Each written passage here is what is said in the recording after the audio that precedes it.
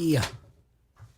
Hey, welcome back to another episode of 1980s Now, a weekly examination of the importance of 1980s pop culture and its influence today. Hey, everybody, my name is Will, and joining me, as always, are my friends and my co-hosts, Kat and John. Hey, guys. Hey, guys. Howdy, friends. What is going on? Nothing. Okay, good. So we're doing a show. Nope. This is not parliamentary rules. Okay. Ask for the floor or something. I object. Hey, and if you want more of John's objections, head over to Gen X Grown Up, where he's entirely objectionable. The entire show is just being Constantly. objectionable. Very constantly. objectionable. So Yes. Gen X Grown Up podcast, YouTube channel, all those things. Hey, on today's show, wait, let's pause for a moment and say hi to everybody. Okay. Switch over my screens here. Hi, everybody. Hello to everybody that's watching us live right now on YouTube and Facebook. Hello, Darth. Kyle writes, Cerveza Cristal. He sure does. Karen, Brendan, Yeah. and so on and so forth. And if you're there, say hi, because otherwise we don't know it. Don't be a lurker or creep. Don't be creepy. Oh, there he is. Whatever that thing was. Kilroy was Kilroy here. Beast. Yeah, No, it Kilroy was, was here. But he put your thumbs on your nose, so It that's was really Jason, like, wasn't it? No, who was it? Oh, what? It was during a story that we talked about. Oh. I don't know, whatever. It doesn't matter. I didn't know that was born out of the thing we were talking to. That was just how you were mocking the thing we were talking about. Yes, exactly right. And nobody cares. It's a Yes. dumb callback that nobody remembers. All right, hey, back to the show. Hey, on today's show, we're going to review current news stories related to 1980s media, including He-Man has been cast again. Yeah, I know. Oh. We've done this story a few times now, and every time we do it, there's a new guy cast. George Lucas Makes it is news again. yeah, exactly. There you go. Content. Thank you. Hopefully this movie never gets made. George Lucas has got me pissed again. We're still? Everything's gonna right. Hanging on to this. Hanging on to the. Who needs a shark when you've got Richard Dreyfuss? That harrowing scene, or that harrowing opening scene of Fallout, and Furiosa and the future of theater. There you go. There's time codes in the show notes if you'd like to skip around, but don't tell John because he thinks it's a waste of time. Who's going to click on them? He thinks everybody listens to everything. Yeah. If you click doesn't on the show realize. notes, write in and let me know. I'm curious. I am. When I listen to Gen X Grown Up, it's like, hey, I'm John and a Gen X Grown Up, and I'm like, skip. Thanks everybody for listening. But see, I but you hear a didn't need time codes to do that, did you? I'm only Just on there for the bloopers at the end. Yes. I just skipped to the bloopers. All right, whatever. Hey, before we get started, a quick announcement. The announcement that confused John because it was in our show notes. Hey, folks, right now, I want you to tune over to my new friends, Scott and Pete, over on The Movies That Made Us Gay. It's a podcast hosted by these two guys who they analyze, talk about, review, discuss movies. Not, I was going to say, I'm trying to think, it's like not contemporary films, right? Because, well, I'll give you an example. I'm on the show right now. If you're listening to this show, all right, check it out. If you want to hear me talk with them about The Road Warrior, or Mad Max 2, as it was named in other places around the world. That's what we talk about. We talk about that film. One of my favorites from the 1980s. I had reached out to them and said, hey, I love your show. Here's some movies I'd love to come on and talk about. No, I'm not even going to say this. Never mind. I love this. I'm not gonna say it. It's one of my favorite movies from the 1980s. I think The Road Warrior is rewatchable. It's like, infinitely rewatchable. Once it's over, you could start it again. I find it thoroughly enjoyable, and these guys had me on their show to talk about it. And we also do talk about Furiosa, which is, the most recent Mad Max film that came out in the franchise, which is a prequel to Fury Road that came out 9 years ago. Are you guys a fan? We talked about this already. Why does this seem so familiar? We just talked about it recently, and All right, I said never that I I saw one of the Mad Max movies. Oh, yeah, and right. I think- Thunderdome, all that blah, blah, blah. Okay, whatever. Yeah. Yeah. Hey, yeah. so yeah, check out my Right. discussion. It was when with- you said that Mel Gibson was Australian, remember? Oh, yeah, that was like last week. I can't remember something 7 days ago. All right, never mind. Anyway, hey, I had a... So you're telling me Yeah. I prepared a list of movies that made me gay for Yep, no reason. It's just to promote another show. I Because am I'm going to so go on sorry. that show to talk about the movies that made me gay. I There you should go. have been clearer. Kat? All the research. Oh, I thought Kat was bringing a list. What do you... Oh, I don't have a list. Oh, John I has thought the you were list. requesting the floor. Oh, okay. Yes, John. I will talk to Scott and Pete and see if you can't go onto their show to talk about your list. But for now, no. That note in our show notes was for me to remember to remind folks to check out the movies that made us gay, hosted by Scott and Pete. I'm on there right now talking about Road Warrior. And if you don't want to hear about the Road Warrior, listen to a different episode because these guys are great. They're well researched. They've got great chemistry. It's just really easy to listen to them talk about whatever film it is. And quite honestly, I usually look through the catalog and think, oh, I like this movie, or I'm curious about their opinion about this movie, or this movie is terrible. I want to hear what these guys say about it. And they often have on Roasted. guests. They often have on guests, not like me, guests that actually know what they're talking about and are, bring something to the conversation. Did I just Well, talk you out certainly of you listening told them more? everybody that you've talked to and met, right? While you were on the show. That's all I did? I'm guessing. Sure. No. Well, Did you they know have what? a You're horn? going to have to listen to find out. All right, there you go. I will. Yeah. Hey, okay. You didn't talk me out of listening, Will. All right, I'll good. get- I know I'll Kat get will to listen. All right. Hey, let's get caught up on 1980s news. Hey, just like Darth's mentioning in the comments here, Yeah, and per Variety, I should say per Darth in the comments, he's on it. Nicholas Galitzine has been cast as He-Man. Mm-hmm. And come on, you guys, right? We're all over 50, so we heard this news and we went, who? Right? We've done it before. I have no idea who this guy is, but I'm sure he must Right. be fantastic. It's what I call Timothy Chalamet syndrome when he was in Dune. I'm like, who now? Who? He's what? 17? I don't know. Yeah. Now, hey, look, it doesn't mean he can't be great. Dune part Certainly. one, haven't seen part two, but that kid's been great in all the things I've seen him in, I think. And he was a killer Wonka for that matter. But yes, I Yeah. didn't know who he was until then. Yeah. Right, exactly, yeah. Oh, Well, as Variety points out, Nicholas Galitzine, I keep saying it till I get it right, may need to call his hairdresser because the brunette has, who's now actually appearing in the Anne Hathaway show on Amazon Prime, I want to say, The Idea of is. You. I've Okay, just very good. started watching it today. Oh, actually, did you yeah. get to the Wang Chung scene yet? No Wang Chunging quite Okay, yet. yeah, all right. Definitely on the horizon. Be However, on the lookout. Anyway, Um, this brown-haired beauty has been cast as the bleach blonde barbarian He-Man. Now, I should say, buzz in when something about this next sentence troubles you. okay. I'll start at the beginning again. Yeah. The brunette Idea of You actor has been cast as He-Man, the blonde barbarian who inspired the popular Mattel toy. What is the issue you have with that, John?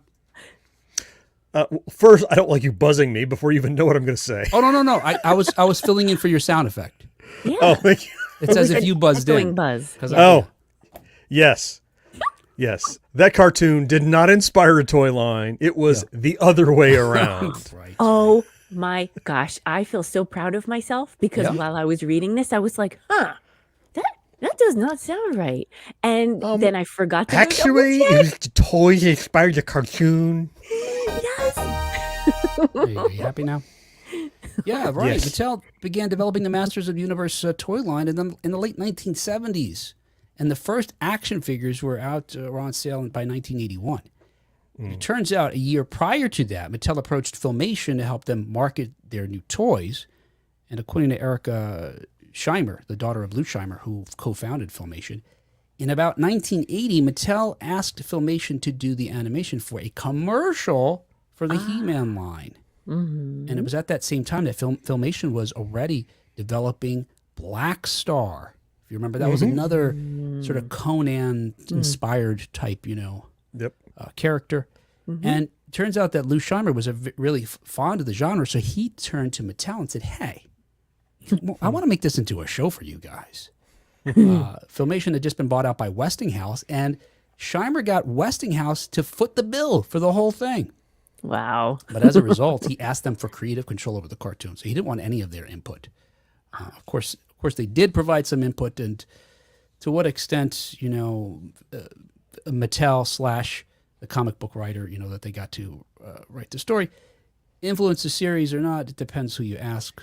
But there seemed to be some, there was some conflict between the two powers that be as far as what made it on the air. But who cares? We loved it. Anyway, with regard to this movie, I thought, come on, Variety. Seriously?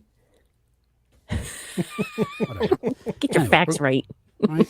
Anyway, regarding this movie, Bumblebee director Travis Knight is directing the film for Amazon MGM Studios and Mattel. Now buzz in. Buzz in. I don't know what sound you have to make. It doesn't matter. Just make any old sound you want. Make a bing sound. I don't know, whatever. I'll add it in.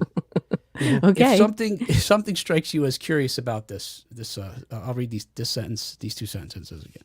Okay. Bumblebee director Travis Knight is directing the movie for Amazon MGM Studios and Mattel. By the power of Grayskull, the long-delayed film will be released in theaters on June 5th, 2026. Didn't Amazon just bury the other movie they were going to release in theaters?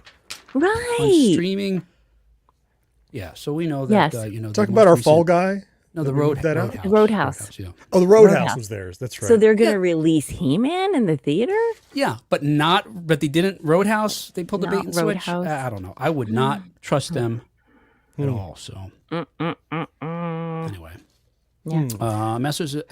How good's it got to be for them to leave it in the theaters, considering how good Roadhouse was? I mean, yeah, I know. That's exactly. So you think, like, what lesson did they learn a lesson from that? But we're going to talk in a couple of stories from now.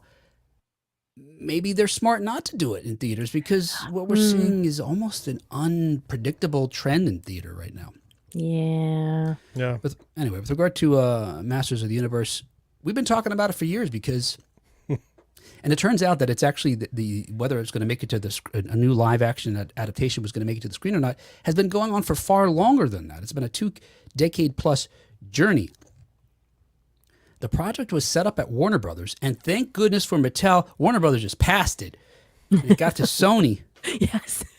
No, Warner. We don't want Warner Brothers involved. Yeah, whatsoever. no kidding, right? No. I went to Sony before ultimately moving to. They're going on for 2 decades. That tells me that, first I was going to note that probably whoever wrote this article had not yet been born in 83 to know about the He-Man cartoon and how it worked. Yeah, Right. And then this kid they just cast as He-Man, I'm not certain he was alive when they started looking for him. Right. Yeah, you know what, John? Yeah, that is a great point. Yeah, I think I saw he was born in '94, so I guess he would have been. But yeah, dang it, John. Just was. You're not that far off. Oh, we needed to cast someone as He-Man. Well, this infant looks good. Let's just wait it out. It's just like how James Woods gets his future girlfriend, right? She hasn't been born yet. I think he would tell you the same thing. Also, he's a pretty disgusting guy. Anyway, it went to Netflix, and then they axed it in 2023 over budget concerns. Countless directors, we're talking about at least a handful of He-Man, have been attached to it since 2007. Now, we don't know much about the plot, except according to a prior synopsis for the film, which says, I don't know if this troubles me or not. Uh-oh. Masters of the Universe follows Prince Adam, a.k.a. He-Man, who crashes to Earth in a spaceship as a child and decades later returns to his home planet to defend it from the evil forces of the baddie known as Skeletor. What? Wait. What? Wait, what? I did want to ask you guys about this. What? He-Man? I'm not a He-Man expert. I don't even know if I really watched it. Yeah. But is he from another planet? He just lives in Eternia. That's just where he's from. That's where he gets down. That's where he cruises. He's not an alien on another planet. He's not an alien from Earth, you're saying? From any planet. He's from where he's from. He's Eternian. That's it. So there's no contrast of. When did he crash land? Did I miss that part? Was that taken out of the Filmation cartoon? I don't know that it was ever covered in the cartoon, but somebody brought this up one of the times we talked about He-Man, that he is technically from Earth, or his parents were from Earth. Huh. So there is some truth to this, but that's exactly the thing that troubled me about it. It's like reverse Superman, or Right. That's what I was thinking. Opposite Superman. Yes. Exactly. That and the Yeah. fact that the 1987 He-Man that we got, that Dolph Lundgren disaster that I think is terrible. Oh. It's entirely on Earth, pretty much. 99% of it's on Earth. So when I first saw Earth on here at all, and he starts there, I thought, oh no, I don't want to see Earth at all. Oh, But but the Lundgren one, Yeah. right? They went through like a portal to Earth. Like they weren't doing shit on Earth and then just open the door and here's Detroit, right? I mean, they went to Earth through this portal thing because that's not where like the whole lore is supposed to happen. But it saved on sets, I'm sure, to just do. Oh, let's just do it in Brooklyn, right? Just save time. But yeah, okay. Darth is piping in. He says Adam's mother is from Earth. Okay, yeah. See, I think Darth probably corrected us last time too. Okay. Yeah, I don't We know. never learn. It sounded with the way they phrase it. Even it sounds kind of like Guardians of the Galaxy to me. Where yeah. he starts off as an Earthling, goes into outer space, and fights bad guys in outer space. I don't know. Whatever. I'm a big fan of He-Man. I will definitely give it a shot. Yeah. And as Brandon says in the notes here, I don't care who the cast is He-Man. I met the real one at a meet and greet Keep reading. at a farm equipment store when I was 4 years old. Yes, right. Exactly. Like golden locks. That's awesome. Just for these little brats Totally over real. here. I wish I could have seen that wig. That's a legit bowl cut. Karen says, Adam's father always reminded me of the Burger King. Me too, Karen. Me too. You're right. Yes. Yep. Like a space Burger King. Yeah. He had that, Space Burger King. Have it your way, Prince Adam. I'm Prince Adam. Remember, I like that voice. He just, it's something about that actor. Anyway, okay. Hey, another 1980s news. George Lucas once again defends the special edition. Oh. Just shut up, George. Just stop reminding us. I'm ready to buzz in on this one too. Keep reading. Oh, good. Yeah. Yes, me too. So, the original Star Wars trilogy, as everybody knows, which began in 1977, concluded in 1983 with the Return of the Jedi.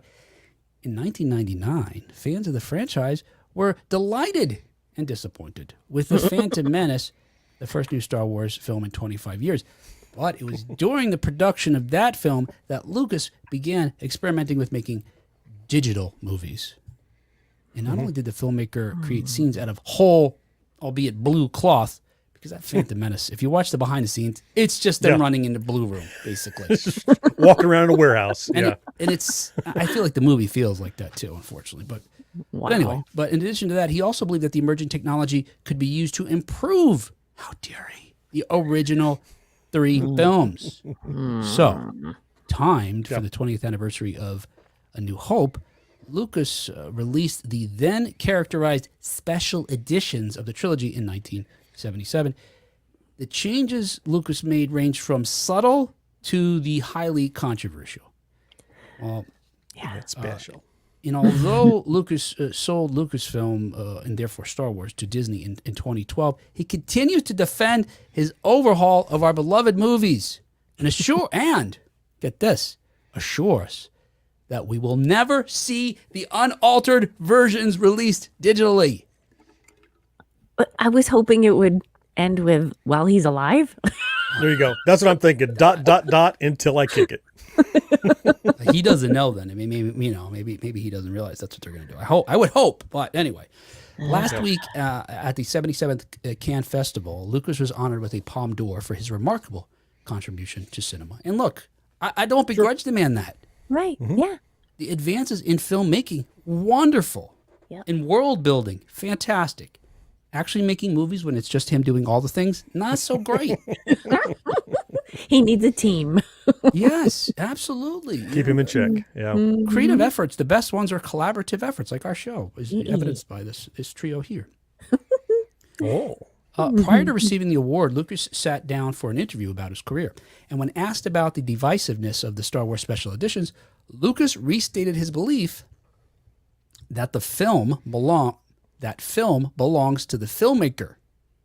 And then tied this logic of his 20th century alterations to a 16th century master, saying, quote, "It all goes way back, you know. Michelangelo. He worked on a scaffolding. It took him 6 months to do a section. Then he finally came down, and they removed the scaffolding, and he looked at it. Nah, we're going to redo that. I mean, the whole ceiling in the Sistine Chapel. I don't think I was that outrageous." Holy crap. Everything that's wrong with that. Yeah. Yeah. First, Star Wars is not the Sistine Chapel. No. No. First, that's just for firsts. Then, look, that was a public art piece, an installation. There was one of them in the public. He worked on it. He made revisions. That's good. A movie is not that.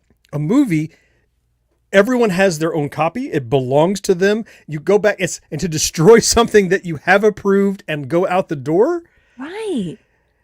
It's the parallel between a public exposition, a public display piece, a mural or whatever.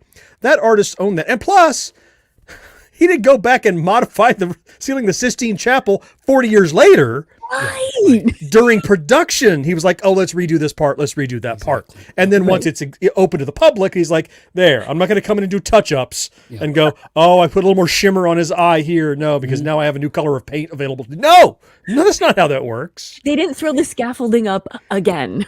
Yeah. No, they did not. No. Monsignor, will you give me a boost? Hang on. I've decided I want their fingers to touch after all. Hold on. Yeah, no.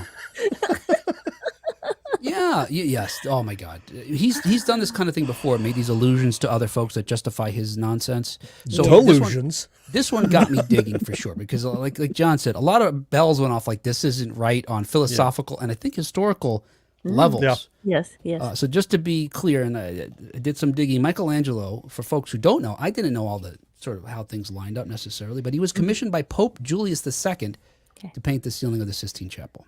It took him a little over 4 years to do it. So even if George is right about the 6 months, like John said, he was only 6 months into it, maybe, or he got a long way to go.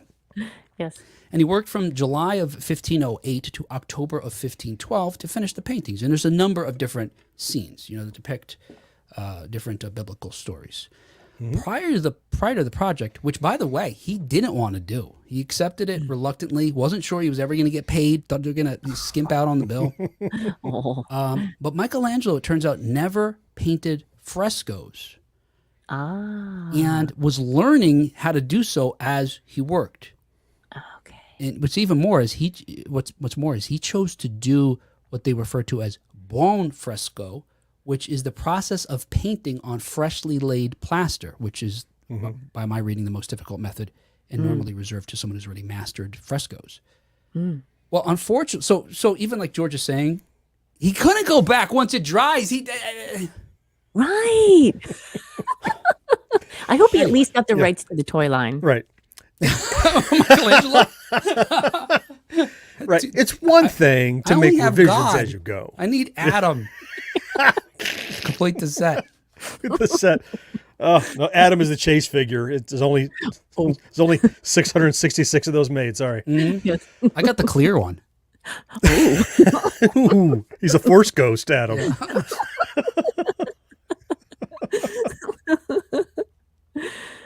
Okay, I thought you were saying something, John. All right, no, you don't have to. Hey, well, unfortunately for Michelangelo, talking about revising art, around the time he completed his work, depicting nudity in art became taboo. So for hundreds of years prior, the naked form was used to represent purity, honor, virtue. In the 16th century, the Catholic Church decided it was obscene. And it turns out the reason why they did that was in part because they were now competing with the Protestant Church for members. So folks were leaving the Catholic Church and becoming Protestants. And they're like, well, how do we bring those people back? I know. We got to change our thought about these things and be more puritanical with regard to some of our views. We can't have all this art with, boobs and penises hanging out. So we got to, That seems super backwards. Like, I mean, if I were going to go to church, it'd be the one that has the most boobs on display. The most and the biggest. Yes. Right. Don't hide them. The guys down the street hide them. I left those guys looking for you. Right. We don't have a Virgin Mary. Our Mary is very experienced. And she's got huge knockers. Yeah, we have a courtesan Mary. You have one, it doesn't work for you. And she just had a baby, so she's lactating still. We got all of your fetishes covered. So Pope Julius II, who hired Michelangelo, forces him to repaint the figures and cover their nakedness. This is part of the fig leaf campaign that swept through Europe under the Council of Trent, which went around Rome looking for nude sculptures and paintings and carefully placing fig leaves whenever they saw any kind of genitalia. And isn't that insulting? You couldn't have picked something with a bigger leaf. Really? Palm frond? Yeah. Banana leaf. Anything. Yeah. Help me out. If all it takes is a fig, well, now you know, I guess. And just pluck it from a fig real delicately. Yeah. It's just kind of keep it on. No. This one No. broke. Fig's way too big. Do you have a one-leaf clover? Yeah. Hang on. I'm just going to tear this fig leaf in half for this guy. Thanks. It handles the beans and the franks. Then, in the 1700s, a nannerist artist named Daniel da Volterra added a loincloth. Oh my! And further Good. camouflaged the nudity in the painting to suit the Vatican's then current censorship standards. Anyway, the good news is, I liken this to adding Jabba the Hutt, Boba Fett everywhere you can, Greedo shooting first, McClunky, a bunch of changing the songs in Return of the Jedi, Right. adding more aliens in the cantina and throughout the streets of Mos Eisley. I'm okay with The more inclusion aliens. of Jizz Fortuna. Jizz Fortuna. Jizz Fortuna. It was on the right screen, too. Where is it? Yeah. So the good news with regard to Michelangelo's paintings, The Last Judgment in particular, it's been restored. The fig leaves have been removed. In fact, and again, this is all a great metaphor. I think that just... Great. Hey, wait, you took off the leaf, but his dick wasn't that big. What did you do? You went too far. Ooh, someone got a little chisel happy. Well, you're circumcised now. Right, exactly. Yeah, you got to do that. Yeah. In fact, the restoration and conservation of the Sistine Chapel began in 1980. It was worked on throughout the 1980s, concluded in 1994. It was one of the most significant art endeavors of the 20th century, but much like George Lucas messing with our beloved films, it wasn't without controversy. But unlike the scandal created by Lucas, the concern raised by opponents of the project was that the work was being changed. The Michelangelo's work is being changed because of the benefit of new media and not just restored to its original form. So this is completely antithetical to what Lucas is using Michelangelo as a reference Yes, point. and if George would like to follow it all the way to a logical conclusion, the end of the story is the return to its original damn form. Put it back. So don't stop in the middle of your little metaphor. Let's just walk that bitch all the way to the end of the pier and jump in. Oh. So someone's got to. I wish the interviewer was like, I happen to be an expert in On art history. 16th century art. I'd love to be the one actuallying George Lucas about that. God. Yes. Actually, Mr. Lucas, you see the Sistine Chapel ceiling. Future Robert restoration expert. It's been restored. I was looking at the comments real quickly here. Yeah. Marcus says, George made a bad analogy, but you guys are wrong about this. He didn't change the Star Wars you know. He made an updated version. Yours still exists. You just can't get to it. Well, I don't think that's true, Marcus. I think the opposite's actually true. We can get to it. It just, on all the media, it looks that it exists, in which it exists right now, looks like shit. So unlike old movies, Right. which George Lucas created a thing called the Film Foundation to restore old movies to their luster of yesteryear, remove all the dirt and scratches and bring the color back. Yeah. Unlike what he's doing for those films, he refuses to do it for Star Wars.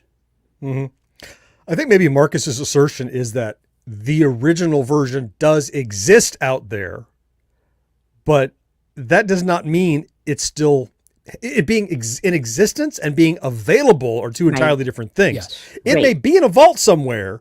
It may be fully restored, but we're never going to be given the access to it. So it's effectively, I have a cat. Oh, you do? Yeah, it's locked in this box. You'll never see it or hear from it. Well, do you have a cat? Really?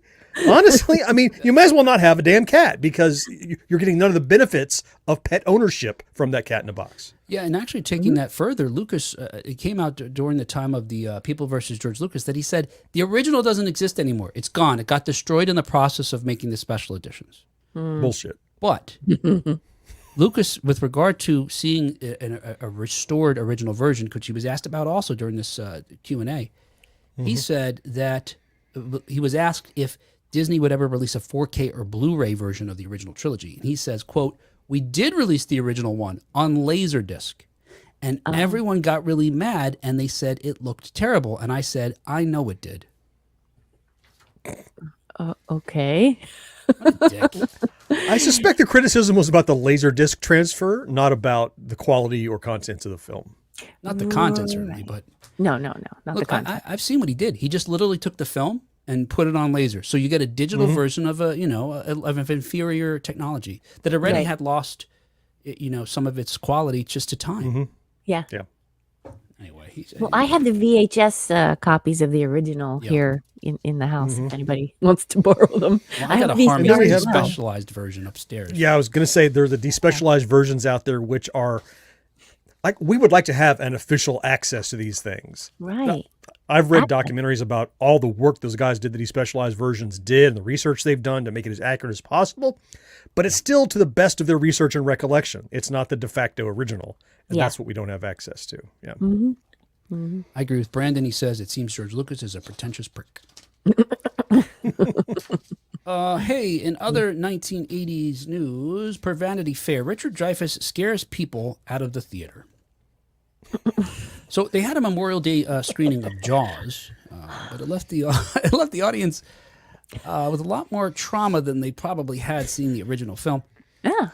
A sold-out event at the Cabot Theater in Beverly, Massachusetts on May 25th was billed as a screening and a chat with one of the 1975 film's stars, Richard Dreyfuss. But Dreyfuss's comments subsequently prompted the venue to apologize to its customers. The 76-year-old actor, who starred as the oceanographer Matt Hooper in the film, agreed to participate. Oh, sorry, I'm skipping. This is redundant. Let's see. I'll do it this way. In a video footage from the event, and you can see this part at least. This is on the internet. You can see the 76-year-old actor who played oceanographer Matt Hooper in the film enter the theater to loud applause wearing a blue maxi dress over a blue Oxford shirt, black pants, and a brown baseball cap. He proceeds to showboat to the audience's apparent delight, pantomiming hitting a baseball with his cane before two women rush on stage and remove his dress. He's dressed underneath it. He's got clothes underneath it. Yes. Clear. Dreyfuss then puts on a white blazer, which has been laid out on his chair, and he continues to dance a bit before starting the conversation. This bizarre behavior, reportedly, though, goes from quirky to alarming real quick when the Q&A begins. According to one attendee, Dreyfuss went, quote, off the rails, end quote, when discussing his Nuts producer, Barbra Streisand. So the film Nuts that he was in with Barbra Streisand, and she produced it, calling her a genius before adding that women as a group, quote, are so passive, that's why the movie sucked, end quote. According to one X user, Twitter user, according to one Twitter user, Dreyfuss went on to discuss the Me Too movement before he, quote, started down the road of how you shouldn't be listening to some 10-year-old who says they want to be a boy instead of a girl, end quote. What? These people, by the way, are waiting for Jaws to start. That's where I was going. How does any of this have, including the dancing around with the skirt, like in that famous scene in Jaws? Yes. Baseball, another reference directly from the second act of Jaws. What are you doing? And then he sat down and started talking about nuts. Jaws is what we're here to see. Was he counting the letters because he can't read? 1, 2, 3, 4, must be nuts. None of it made any sense. I can't imagine being in that theater. Oh my gosh. Anyway, a number of people at this point started to leave the theater. One person who was in attendance wrote on Facebook, "This was disgusting. How could the Cabot not have vetted this actor better? Apparently, he has a reputation for spewing this kind of racist, homophobic, misogynistic bullcrap. I demand a refund." End quote. The theater issued a lengthy response to the attendees. In a statement obtained by the Hollywood Reporter, they wrote, quote, "The views expressed by Mr. Dreyfuss do not reflect the values of inclusivity and respect that we uphold as an organization." Imagine they said the opposite. They released a lengthy statement. Right on. Right. Damn straight. Yes. Well Hashtag stand with Dreyfuss. Right. By the way, I'm wearing a dance. dress as I type this statement. Yes. Hobble and dance with Dreyfuss. Yeah. When I read this article, I was initially hesitant to. Everybody's looking for a reason to be offended, and they're quick to be offended and quick to jump on social to tell you how offended they were before they think about it and process it. And so not having, look, magically, the cameras were off when he did the stuff that people got mad about. You know, they only had him walking on the set. Maybe they said no videography. I don't know, whatever. But it was convenient that what they were most mad about was not visible to see. So I'm like, all right. But, you know, I mean, looks like a duck, walks like a duck, quacks like a duck. Maybe he was being a duck if that's his MO. So I tend now to agree with the audience, perhaps. So there is some basis for it. If his words got anywhere near any of those topics that Will just told us about, it's ridiculous. Anywhere near. Nothing to do with Jaws. Nothing. Just talk about Jaws. It'd be something if he just ended there. He does all these rants and he's like, and now here's the movie.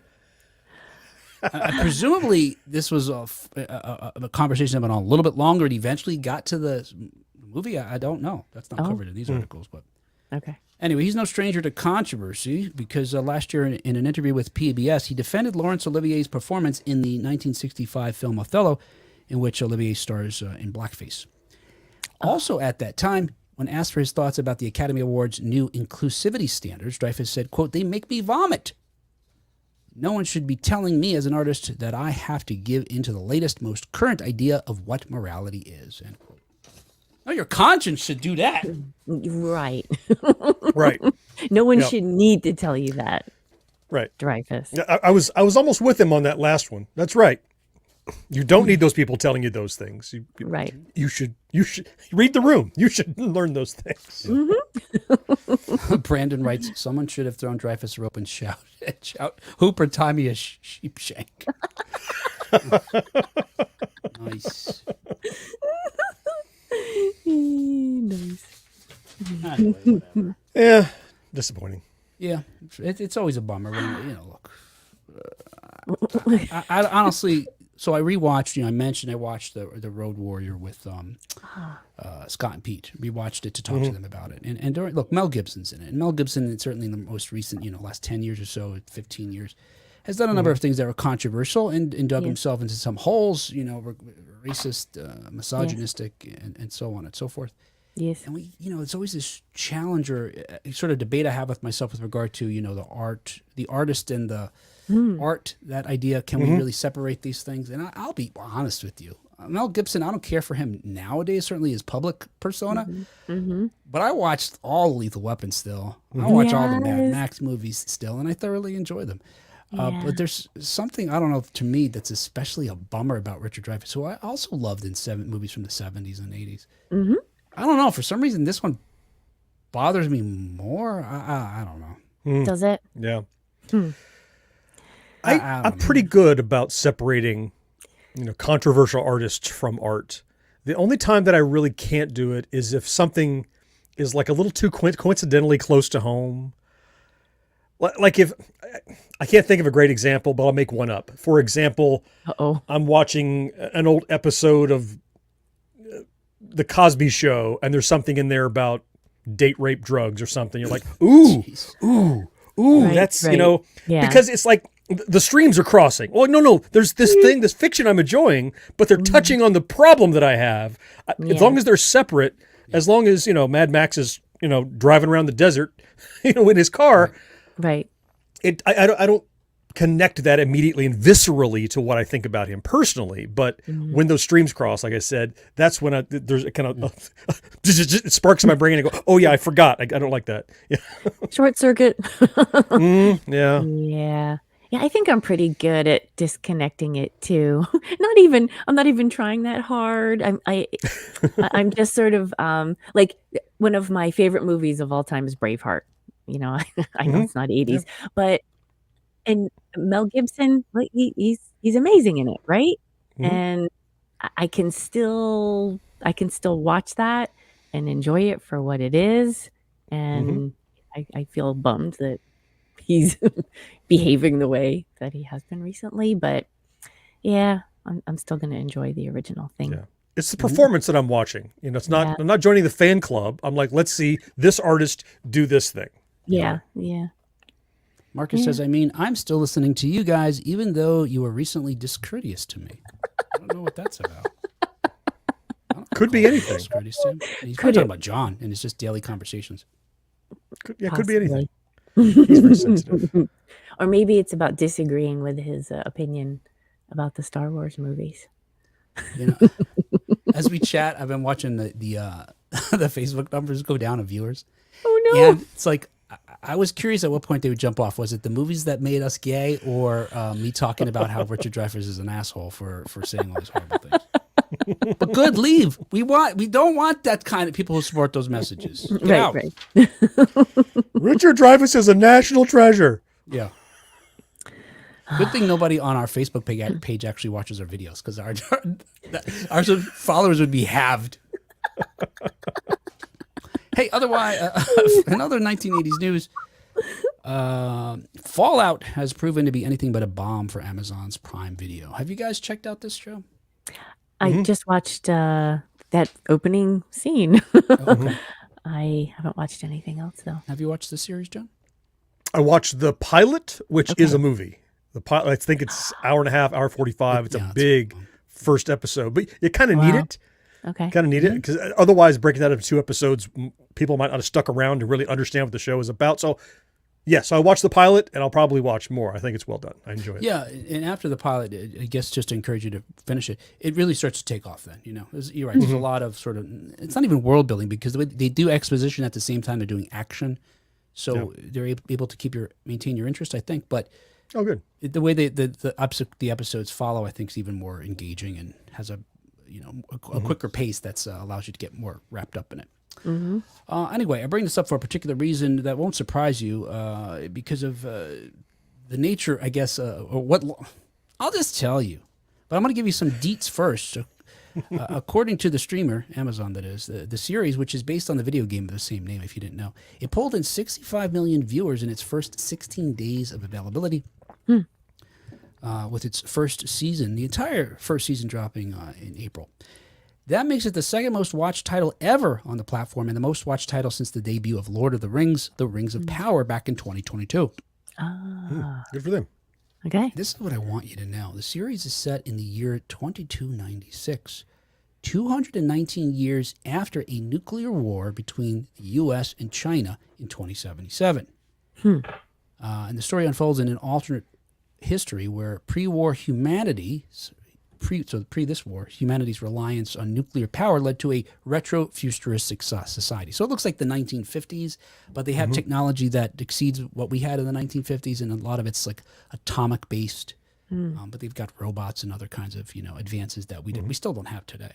So it's just really kind of neat aesthetic. It's not steampunk; it's something else. It gets retro-futurism is how they describe it.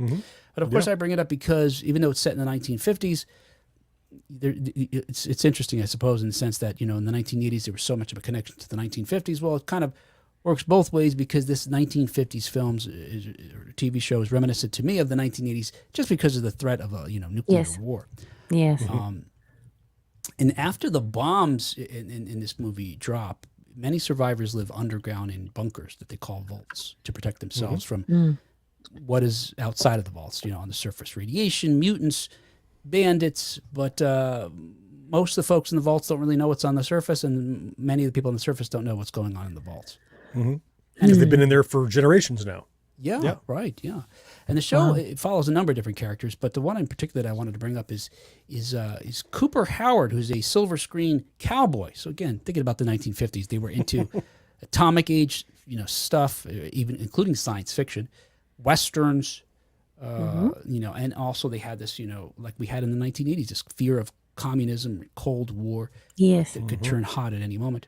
Anyway, so Cooper Howard's played by the ever-reliable Walton Goggins, one of my favorite contemporary actors. He's good in everything he's in. And in a flashback at the opening of the very beginning of the first episode, we see this character, Howard, down on his luck.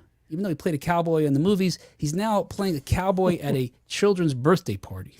Yep. It's during these Like a washed-up Gene Autry or something, isn't it? Yeah. Yeah. And he has his daughter, who's, I don't want to say, maybe 6 or 7 years old, with him helping out, with do his different cowboy tricks, etc. It's during these festivities that the bombs begin to fall. And it's played fairly realistically and is therefore reminiscent of the many 1980s TV shows and films that warned us about nuclear war. And quite honestly, when I watched this the first time, it was a little triggering. Now, not triggering in the sense that, folks, you feel, needed to hear a trigger warning so you could avoid the completely overwhelming maybe emotions you might have. But it definitely had me flashing back to many of the emotions that I had during the 1980s as a kid, being concerned about these things.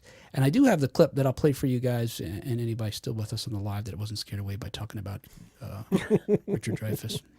Right. Here we go. There. Huh, can't hear it though. No. All right, Quarter speed. Cake coming up from my favorite cowgirl. There we go. Is it your thumb or mine?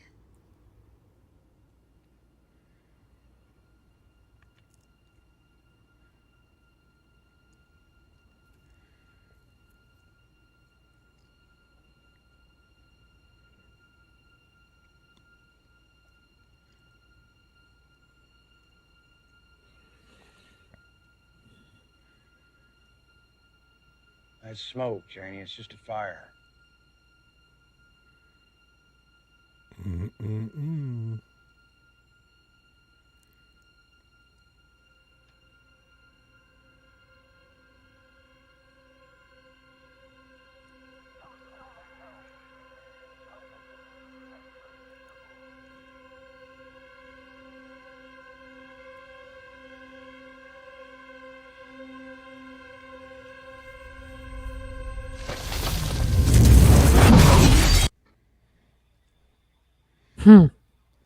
Yeah. Their faces.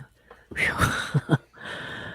Picture that. Your heart just drops in that moment. You can see where he's trying to explain it away as it can't be that. It can't be this world altering moment. It must be something else. And as it becomes very obvious and just the realization is there. Yeah. Yeah. I felt that too. Yeah, and when I was a kid, we were told so often about, it seemed to be, at least in the news and in our pop culture, this potential threat with nuclear arms, that I had a lot of nightmares that ended in this way, where I would see a bomb with a mushroom cloud that we were taught about so many different times, told about, and finally feel the warmth as the explosion neared and wake up, in a panic. And it was a common nightmare, just... Oh. And for years, I had these dreams, even into my, let's say, teen years. Absolutely. Wow. At the beginning of that clip, if you haven't had the benefit of watching the show, she asks, your thumb or my thumb? And she's holding up her thumb. And that was a powerful line of dialogue that carried over in my head as I'm watching this scene play out. Because he had just mentioned to her that they say, if you see the mushroom cloud, hold up your thumb. And if you can hide it behind your thumb, head for higher ground. If it's bigger than your thumb, don't bother running. Yeah. Right. Oh, damn. I had never heard that. I don't know if that's brand new written for this show, but that was powerful because it was much bigger than it was very big on the horizon for them. Way bigger than And anyone's thumb. Yeah. it just added to the finality of it, the unavoidability of it, that it's there. If you can see it, you're already dead is kind of that's kind of the sentiment is it's chilling. And as the scene plays on, everyone starts running for their lives.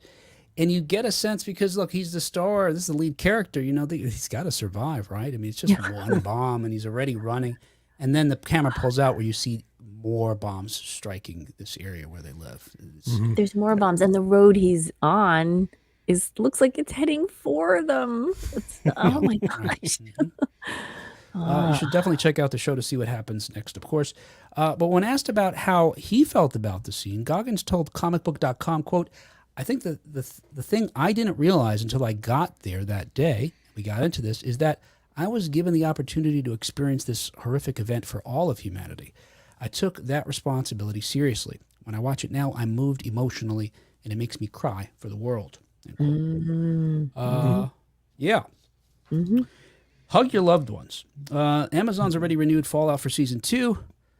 Is this the description of the next one? Yeah, probably. Anyway, watch it. I don't want to give you any more spoilers. Yeah. Check it out. So even after Nuclear Armageddon, Season 2. So how bad could it be? Right, exactly. Well, wait, there's more. I got to tell you, speaking of the Road Warrior, our next story here is talking about Mad Max 2, our final story. Stuff like that, like even Fallout, which is bonkers crazy, what happens in this sort of new society. And the Road Warrior franchise, as a young person, I had hope. All right, look, not everybody's going to be killed. I could be one of the survivors. And I'm going to get to wear cool leather clothes, partly maybe some football gear. I'm going to have an awesome car. So there wasn't all downside to it. Brandon says, I have no interest in watching Fallout because I don't like the games. Way too wide open and vast the games are. I like my video games to the point. If I want to scratch my head and wonder where I'll go, I'll just stick to real life. Yes. Yeah. I didn't play the games either, and I'm enjoying the series. So it's not a prerequisite. Oh, yeah. I've never played a game either. As I mentioned, finally, in 1980s news, per the New York Times and Variety, I got a little bit of both from these things here, and some additional reporting by Kat. Furiosa flames out. Hollywood expected Furiosa, a Mad Max saga, to scorch the box office over the holiday. Instead, the big budget Warner Brothers just kind of out. It cost $168 million to make, not including the tens of millions that it was necessary to market it. But it only collected an estimated $25.6 million in the U.S. and Canada from the Thursday through Sunday night Memorial. Wow. Box office analysts expected the film to make about $5.4 million on Monday, so they were estimating it would make about $31 million. Maybe we have more specific estimates as of the airing of this show, but as of this time, that's the best we can do. It turns out that's the worst Memorial Day weekend result in 43 years after adjusting for inflation since Bustin' Loose, a comedic drama which starred Richard Pryor in 1981. Wow. Which only collected $24 million, again, adjusted for inflammation. I'm saying it again. Could be. Inflation. I need You some do have to inflation. adjust when you're inflamed. That's I true. need Advil to adjust my inflammation, honey. These box office records, by the way, just as a side note, exclude 2020 when most theaters were closed, of course. And it wasn't just domestic audiences that failed to show up for the follow-up to Fury Road. The fifth entry in director George Miller's post-apocalyptic series, which stars Anya Taylor-Joy in the Charlize Theron role, and Chris Hemsworth, is stalling internationally as well, with $33.3 million from 75 territories, bringing its worldwide total to $58.9 million. And again, it's a tough start when you think it's balancing against that $168 million plus budget. Now, it turns out the previous movie, which, by the way, Fury Road, I love that film. I think the Mad Max movies are kind of like the Star Trek movies in that the even ones are the best. Second one was better than the first. Fourth was better than the third. Okay. And this fifth one, which I did see, we're going to have to wait for the sixth one now. Oh, boy. Hopefully he'll get another chance. Well, but you just said you did like it. You said Fury Road you did like. Fury Road I loved. Furiosa was, I see. yeah. I had a lot of issues with it. You should listen to my buddies Scott and Pete when I'm on that show. The movies that made us gay to talk more about it. But and I don't want to spoil anything for you guys if you're not interested in hearing about it. But it just was. I saw it. So. Oh, you saw it? Okay. Well, then I guess the bottom line for me, John, just so you do know, is I felt like the energy of it was counter to the other films, in the sense that the other films have this very forward motion, almost like a car chase. And this kind of sat around a lot. Meandered a bit more. Yeah. Idled. And I wasn't expecting that. I can get he wanted to do something different after 4 other films, but Yeah. warn a guy. Put it on a poster. Not like the others. Kind of boring. Oh, Yeah. Ultimately, it's a budding sequel. I mean, it butts right up against the movie it's before, effectively. Yeah. A bit like Rogue One. what am I? Yes, Rogue One, where it's an abutting prequel where when that ends, you can start playing Fury Road and continue that story. There's like no room for much in the middle, and yet it goes so far back. So it consumes probably 20 years of time there, which is odd, but I know what you mean. It wasn't a nonstop thrill ride. There was. And I didn't mind that it took some time to explore the character, because I enjoy character more than I do the madcap flaming guitar parts. So, which are fun to watch, but they don't stick with me like good storytelling and character development does. So I ranked it a bit higher than you would have. Okay. Yeah, I guess for me, look, I loved Rogue One, but I think similar, like to continue your comparison, it was answering questions that nobody asked. Like there was enough in A New Hope and certainly enough in Fury Road that I knew what the story was. I knew who the bad guys were. I got a sense for their backstories, and I didn't really need to know. I guess. I won't argue with you about Rogue One right now, but I will. It's a movie that plugs a plot hole, so it had a purpose, I would argue. Okay, all right, I see what you're saying. I think. Look, I didn't plan on talking about Furiosa, the pros and cons of it, but I think the biggest, I'll just say, sort of, I think Miller even knew he was in trouble because, and this isn't the spoiler, like John said, they sort of tie right into each other. At the end, in the end credits, they show scenes from Fury Road, like from the next movie, from the previous next movie. Hey guys, I know this movie was kind of bad, but remember, I may also make good movies. Go home and watch that one. Oh my gosh. That's what I felt like. Man. That was quite odd, right? Because, but it's right in that the mid-credit scenes usually show you what is going to happen next. And that is what happens next. It's the next movie. Yeah, I guess. It was very odd. Yeah. I think maybe I could see the studio saying, look, this movie's fine, but it's no Fury Road. Can you just put Fury Road in here? Okay. I'll show Fury Road during this movie. Get some flash forwards, please. Anyway, look, regardless of the merits of Furiosa, which again, it's a good movie. Don't take me wrong. It's good. Yeah. It just didn't live up to my expectations as a Mad Max movie after Fury Road. Right. Okay. I get it. Look, I'm on the fringe of this opinion because most reviewers are praising the film. Oh, okay. Which is fine. But I think the thing that I wanted to talk to you guys about is more troubling, this continuing trend of movies tanking in theaters, even when the reviews are great and the expectations are high. Another example we talked about just a week ago or 2 weeks ago, Fall Guy. I think that movie is fantastic, deserves to be seen in the movies. After 2 weeks, they put it on streaming. And now it's playing like in one theater in my area 3 times, a day. Right. It's astonishing to me. And right now, I guess I wanted to talk to you about some of the different theories that I see pitched as far as possible explanations, and maybe some of the suggestions and some of the suggestions that folks are having as to maybe correct what seems to be this trend of dwindling ticket sales. Yeah. And then I could, we could talk about sort of what I think, I guess, as we go. I want to know what you guys think. So, again, why did fewer folks turn out for this or any of these potential blockbuster movies? Warner Brothers has declined to comment in these different articles, but there's a number of folks on the internet that are happy to chime in with theories, so I gathered some of those.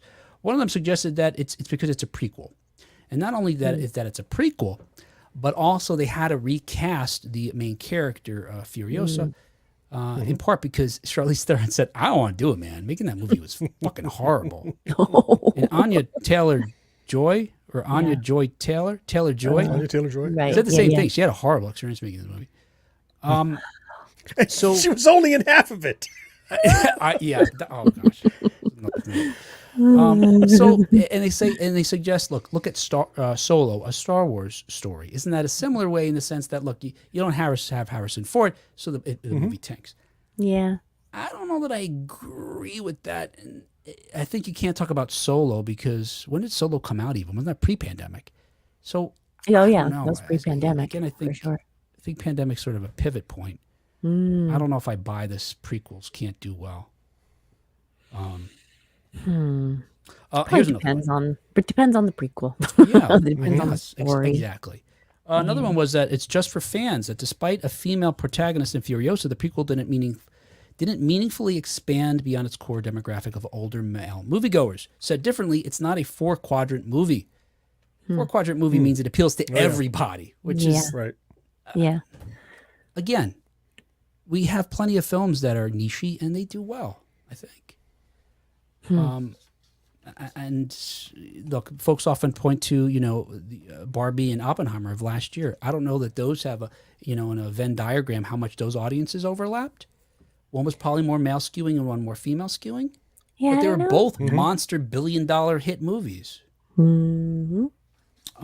This one is really weird to me. I see a number of folks talk about this, and I feel like it's just a bunch of bullshit that people in the business tell themselves. Oh. It's just mind-boggling to me. And maybe it shows you how they, I think, and I'm not in the business, have a failure to understand their audiences or what's happening. And that is they cite the lack of momentum. And the idea is that you have to have continually, in the theaters, you have to have continually have in theaters movies that draw audiences. And then if you have a month without any good movies or blockbusters to draw people in, then everything else after falls off too.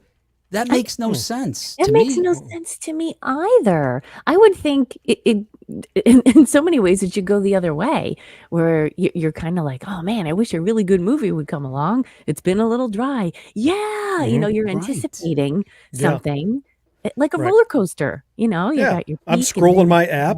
What's out that's good this week? Oh, nothing. Oh, but in 2 weeks, I'm eager, right? I'm pre-ordering tickets. I'm looking ahead. Yeah. Yeah. That ebb and flow is okay. It doesn't have to be constant pressure. Yeah. And I saw one expert, again, cited The Fall Guy. They said, well, look, we expected The Fall Guy to be great. It wasn't. So now, of course, Furiosa's not doing well either. What? No, those aren't connected. I don't think. Other than they're both in the theater. Right. Yeah, and along these same lines with this lack of momentum, I see the strike is often blamed because the idea being that there's been a production lag. And so films that were expected to come out, it got pushed back. Okay, fine, but I'm not punishing Furiosa because I'm not getting to see Wolverine and Deadpool yet. This makes no sense to me. Yeah. That's silly. That's silly. I know there's some kind of word for it, right? It's like each one is like, it's not binary, but it's almost binary in a sense. they stand alone. My decision, like Kind of a siloed. to me. Yeah. Yeah. That just smells like analysts looking to earn their paycheck and find a cause for this problem that can be specifically addressed. And I don't think it is that. It's not like, oh, plug the leak. That was easy. It's not like there's a thing. It's a general lots of stuff. Yeah, all the things you mentioned, sure they had an impact. Of course they did, to some degree. But if any one of them weren't present, it doesn't mean we'd be right where we used to be necessarily. Right. Yeah. It's all that plus attitudes, plus, maybe you don't spend $169 million on a prequel. Maybe you spend $20 million on an original film. Then when it does only $15 million at the box office, you can all have a ticker tape parade, not lament the fact that you didn't make back your obscene prequel budget, in an established IP. Yeah, but even still, John, you're explaining or suggesting an idea to remain profitable as the audience changes, or is smaller, but and maybe that just reinforces the idea that we really don't know how to make the audiences grow necessarily, so we have to adjust, production budgets. Yeah. Remember when we talked about Roadhouse and how it was the most streamed movie ever. And it was, they really should have put that in the theater because, wow, imagine what they would have made. But I was thinking more about that. There's no guarantee that if it had been in the theater, that every single one of those people would have purchased tickets to go to, to go out. Many of them probably would have said, oh, I'll wait for it to come to streaming. And Some. I feel, some certainly. I mean, some people would have gone out. I don't know if I would have or not. Just personally, I can't say for sure. But I feel like that's part of it too. Like the streaming thing. People are really getting so much more used to being in their homes, watching on their phones or their tablets or their TVs or whatever, and they're just not as excited or willing to shell out to go to the movie theater. Yep. There's a few hurdles there for people, perhaps, if they're just patient enough, then they can just watch it at home. That's the thing, Kat. I mean, you hit on something, Will kind of said, well, you're talking about profitability now, which I get, but it's not so much the budget level I'm talking about. It's really more what Kat was saying, which is getting rid of reasons people might not go. People tend to go, let's take an established property, a known franchise, and do something with it. Because now you have an established base who are going to rush to the theater to see it. Well, maybe. But you also have an established base of fans who will be angered by every possible decision you make and give them a reason to boycott. I don't want to see. You've recast. I don't like the angle. Oh, now this is a person of color. Is it whatever you're going to do? If it isn't exactly what they think it ought to be, that's another reason for them to rail at it. Yeah. With something original, at least there's an intrigue there's no barrier of like, well, what's the fan base going to say? There's no fan base. Yeah. If I make a movie called, The Bricklayer, whatever, like, oh, was that the sequel to something? No, it's about a guy that lays bricks. Well, what happens? Well, intrigue. Something happens. You'll have to go to the movie to find out. It's not another X. It's not like, well, this Raiders of the Lost Ark didn't do blah, blah, blah, blah, blah. No, it's its own damn film. It does different things. Stop being angry about it. Yeah. So if it's its own thing, you don't have to go, well, it's different it's not different from anything. It's its own thing. But granted, it's a numbers game. I guess they tend to go, well, the franchise will have, at least we'll know these people will go. But then they overshoot the budget and shoot themselves in the foot. I don't know. If I had the answers, I'd be employed. So. Yeah, well, I think there's a synthesis between your two responses that may be getting close to it. This idea that I remember when we were kids, even when we would have to wait like a year for something to be on VHS, maybe 6 months, but a year certainly when things first started coming out. Yeah. But as that window tightened up, we did make these decisions. I remember saying these things out loud. I'll wait for it on home video. Yeah. You could tell by a trailer in a movie theater. We'll wait for home video for that one. Right. We make those decisions long in advance of them even coming out in the movie necessarily. But now that those windows have closed, people can make those decisions. I guess they can be more discerning even, and especially like a Fall Guy, which again was on TV, or streaming now within just 2 weeks. But also what John was saying about this idea that creating something that's original enough that people won't want to wait for home theater. Yeah, because you're going to know about it, and I'm not yet. I'm going to go see. It's that water cooler thing. Yeah. Yes. Yeah. Well, I went to see Fall Guy because Will was like, Fall Guy, don't wait. Yeah, I was like, don't wait. Right. And I'm like, okay, I gotta go. If I had just been on my own and didn't have, you'd have waited. Yeah, I probably would have waited. Yeah. I don't regret going though, because I'm really glad I had the big screen experience because I do love that. Well, and you say the big screen experience, those two experiences are getting closer. Yes. Used to be the theater, and then there was whatever the hell you had at home. Yes. Right. And now the theater is becoming more people on their phones, more people talking, fewer people in the theater to have that experience. And your home theater is getting bigger screen, surround sound, really nice seating. It's like, the difference is not so I got to see it at the theater or it won't be, high quality. It will be. Yeah. So those two are closing in. Not in my house, though. Remember, Okay. I have to scooch. Yes, that's right. Any TV can be big if you sit close enough, Kat. So So along those, how big is your tube TV, Kat? Oh, well, no, we got rid of the tube a couple years ago. That was hilarious. A It couple fell of years apart ago. while we were carrying it. Well, maybe more than a couple. It fell apart while we were moving it. That was hilarious. it's a hazmat site now. This it's a little bigger than a computer cleanup. monitor. It's, A little bigger than a computer monitor. What, your current TV? Yes. And John Hey. is It's like iPad sized. a couple of iPads. You could fit maybe 4 on there. John is screen size shaming. John's screen shaming. You could just cover it with a fig leaf. That'd be less offensive if you did. Yeah, well, along these lines about getting folks to come out to the theater, and you guys hit on, I think a couple of them at least, including the fact that make movies that people really want to see and don't want to wait.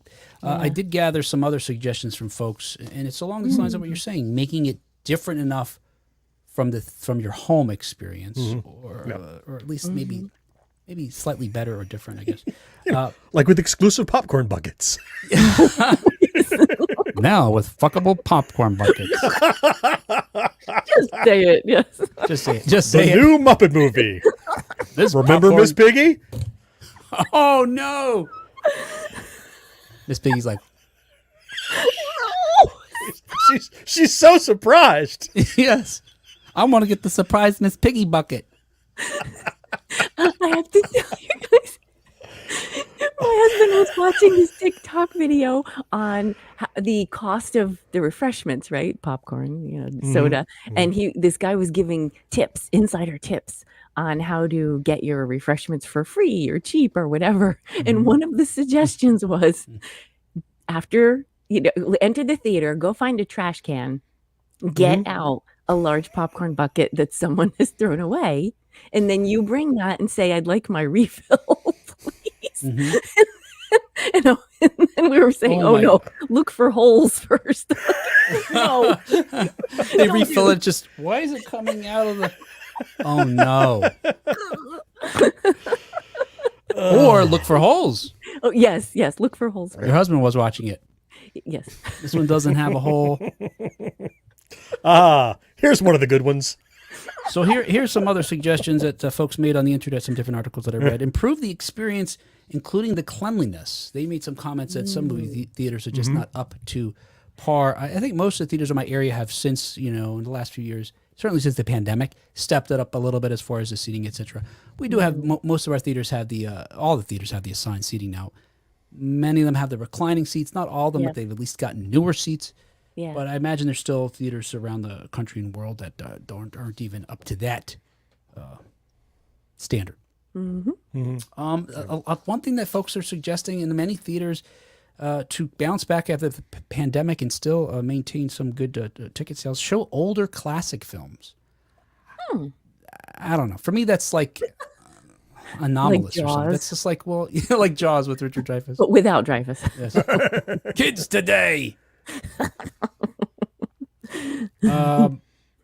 I don't know.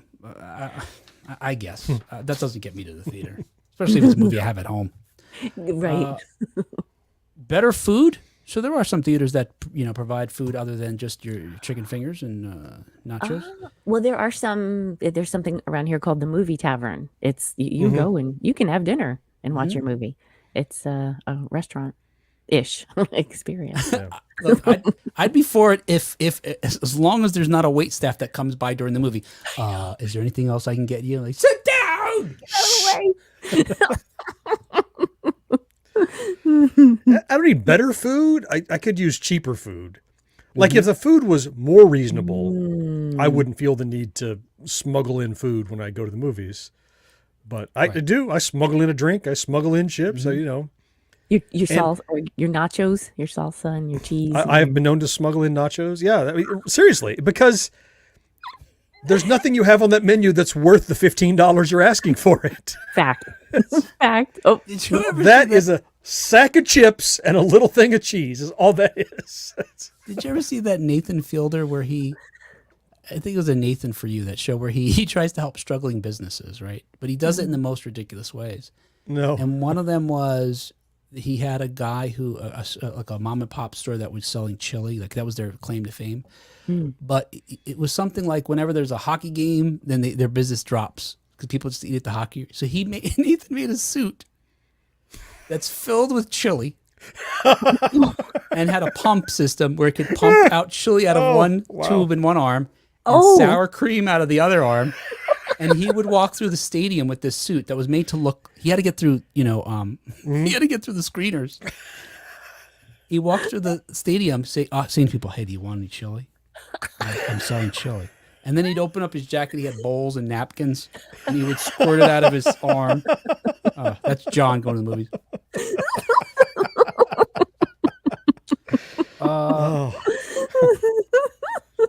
Here's another suggestion. Fewer trailers and start on time.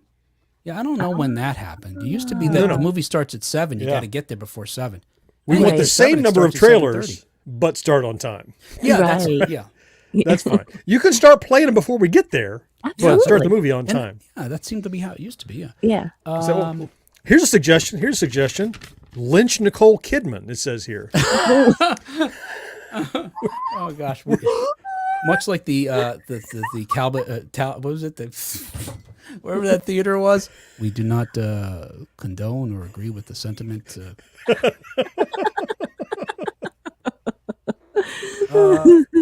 In-person enhancements like having a live QA, even if it's virtual.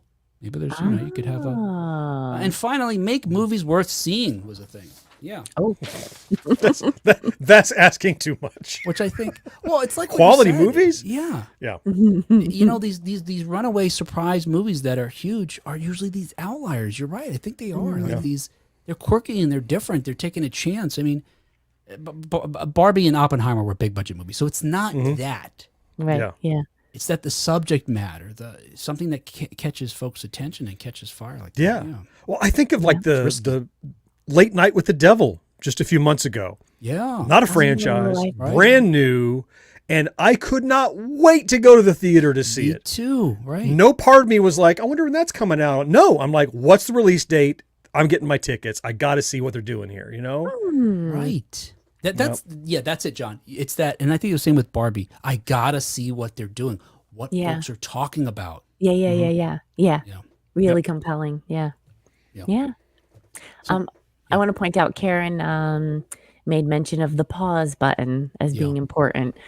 Perhaps a reason why people are staying home, so you can leave the room, go to the bathroom. Easier to do that than leave during the movie in the theater. That is, Or use your empty cup. Right. And actually, Karen reminds me. I was trying to watch a movie with the kids yesterday. What were we going to watch? Fury Road. Actually. Yeah. And finally, it takes like half hour of wrangling everybody and making popcorn and sitting down. Oh, yes. And literally, we sit down, and I have the remote. Is everybody ready to stay and watch the movie? Everybody has all the snacks and drinks they want. Yes. I start the movie. Within 2 minutes, I see one of them looking at me like nervous, like I got to say something. So finally, I just pause it. All right, what is going on? Is it okay if I just go and get a drink? I remembered I forgot to get it. Oh, yes. And then they all got up. They were waiting for one of them to like break it. Well, if you're gonna go, yes. Well, I didn't. One of them was like, I didn't want to say anything because he looked like he was pissed already. So. Oh my gosh. Perhaps that's a compelling reason to go to the theater, because people will be far less likely to do all that fussing around, right? You have to be ready and you got to stay if you want to see the movie. There is no pause button. Brandon says, you never know when a movie's going to be good or bad. I mean, that's one of the things that gets you to the theater. Can't always go by what others say. Cough, cough. Yep. Frozen Empire wasn't a dumpster fire. I think we know who that's directed at. Marcus says, quote, you're not busting any ghosts. Marcus gives us a quote here. Quote, I won't watch a female Starbuck. End quote. Right. Yes. But you should. There Yeah. you go. You should. Yeah. All right. There you go. Hey, that was our show for this week. Oh. Aw. Well, and our show is brought to you thanks in part to our early adopters, Karen Flieger and Rick Parker. Yes. And thank you especially to our Secret of Our Success level Patreon supporters, Nick Guillory, Matt Marino, John Henderson, Brandon Greer, Marcus Taylor, and Tony Gray. Thank you so much, guys. We are we're so grateful. Eternally so. We are Tony grateful. We're Tony. Oh yeah, we're especially Grateful, Tony yeah. grateful. More to talk about Tony and how grateful we are soon, I'm sure. But that's that. All right. Hey, we will show you our thanks. Wait. If you How? want to find out how you can help support the show, go to patreon.com/1980s now. Or go to our website. There's plenty of ways you can help us there that are perfectly free, but we prefer money. Money pays bills. And chili and nachos. Yes. There you go. All right. Hey, we will continue to show our gratitude when we talk to you next time on 1980s Now. Until next time. Larger fig leaf, please. Oh yeah, we're gonna add in the sound of a chainsaw cutting a tree down. Ding, ding, ding, ding, ding, ding, ding. Against the whole tree. I need more plaster. Perfect. Bring back the plaster. Hammer and chisel. Clink, clink, clink. Whoops. Marcus says I can confirm John's smuggling in nachos, cheese, and jalapenos. All facts. Yep. True. Haven't in a while, but when I do, Yeah. do it right. I don't know. I guess at most I've ever smuggled in is a Raisinets, maybe. Pedestrian. Yeah. I've only smuggled in the cups for us to divvy out Right. the big bucket of popcorn. Like the fire brigade. Yes. See- And then everyone eat it as fast as you can Yes, so we so can you get get- the next Yes, bucket. we before the movie. know that story. Just gorge yourself for I don't care if efficiency. you're not hungry, kids. 8. You eat. Nobody. I don't hear anybody talking. If you got room to talk, you got room to shove more popcorn. I don't want to hear you say you're hungry tomorrow before school starts. This is your chance to eat. Even when you smuggle in the cheese for the nachos, I also one time tried smuggling in a hand warmer so that I could wrap it around the Wait. cheese. What? You did smuggle in cheese for nachos? Cheese? Oh yeah, absolutely. Okay. Yeah. Oh. In a little In a little Tupperware? zip in a little container, a little tiny Tupperware, Little and tiny jalapenos in a little tiny Tupperware. I want to go to The movies chips with are just John. in a Ziploc bag. Huh? Me I too. want to go to the movies with you. It's going to be such don't? a... I do. It's going to be an Oh. experience. do. Yeah. I want to do this too. I'm going to bring my espresso machine Yeah. and be cleaning it out before the movie starts. Well, and it got to the point my daughter would be, Syrups. are you going to make smuggle nachos? And I said, yes. Smuggle nachos. Smuggle Will you make nachos. me some? And I'm like, yeah, I'll make 2 sets of smuggle nachos. Bring me your blanket. So, Wait, blanket? Bring me well, your you blanket. you line everything up Put in a the smuggling- blanket. You fold it in A such a way, and then you roll it so it looks just like a full rolled up blanket. So you don't know all the goodies that are in there. Right. It sounds then- like you're going to spread out a picnic. Yeah. I do. I need a second seat to put the sterno. Oh, screw the hand warmers. You need a The hand warmers didn't work very well. They only bring it up to like 110 degrees, which is, Oh. Didn't you It's talk not about like- something, John, about having like the cheese between your legs or something once, and that melted it or something? that did help. That did help. Okay. Yeah. I can't remember that. Yeah. Maybe under your arm next time. Your armpit can be warm, right? Oh, yeah, I suppose. Yeah. Really, any crevice would work. Well, Those aren't pillows. Brandon says Raisinets super small fig leaf for that. Yeah. oh, that'd be an Really, easy a puzzle. fig leaf, guys? Seriously? A fig leaf annette. Yeah. Even an oak leaf would be nice. I mean, Fig leaf and 2 walnuts. Damn it. All right. There you Don't go. work at the counter when you are missing nacho cheese when John wants nachos. Oh, yeah. we no, heard it's that story. that's all hyperbole right there. Hmm. I love it.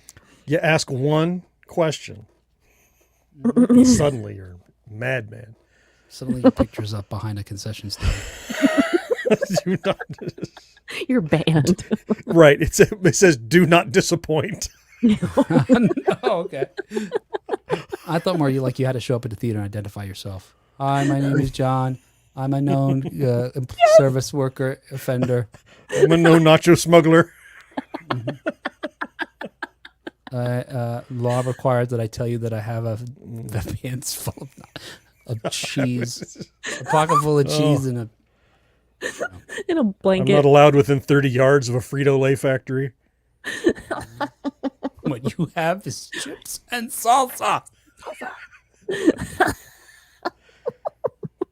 Truth in advertising. That's all we're asking for. Alrighty. Okay. Thanks for hanging out.